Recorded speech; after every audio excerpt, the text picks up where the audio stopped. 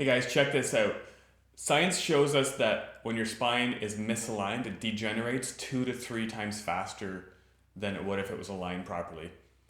Think about tires on your car. If they are misaligned, they should be all parallel to each other, of course, but if they're misaligned, what happens? They wear unevenly and they wear out faster than normal. And if you ask me how I know this, well, I read it in a book, but also it happened to me a few years ago.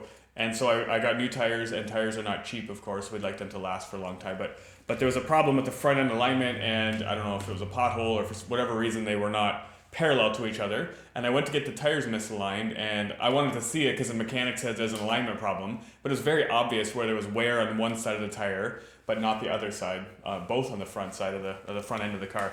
So the same thing happens in your spine. When there's a shift or misalignment or twist like this, the spine degenerates, 2 to 3 times faster than it would otherwise. And I see people all the time who have had years back who have had, an ankle, knee, hip injury, some kind of reason that they're not walking evenly or there's an asymmetry.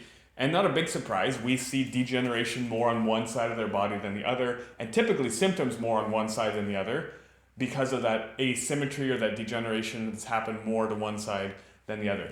Now, the degeneration in someone's spine doesn't tell me how they're going to feel. It doesn't tell me how fast the corrective process is going to happen. It doesn't tell me how well their spine's moving. I've seen kids in their teen years that have a lot of damage and degeneration in their spine. I've seen people in their 70s who have minimal degeneration. Someone's age doesn't tell me exactly what the health of their spine is either. And so that's one of the reasons that we take x-rays. We do a thorough assessment to see what is the actual underlying structure of the spine look like, because that tells us what we need to do or not do if it's in good shape to correct that problem. And so our job is to make sure the brain can talk to the body at 100% and the body back to the brain to make sure there are no subluxations in there.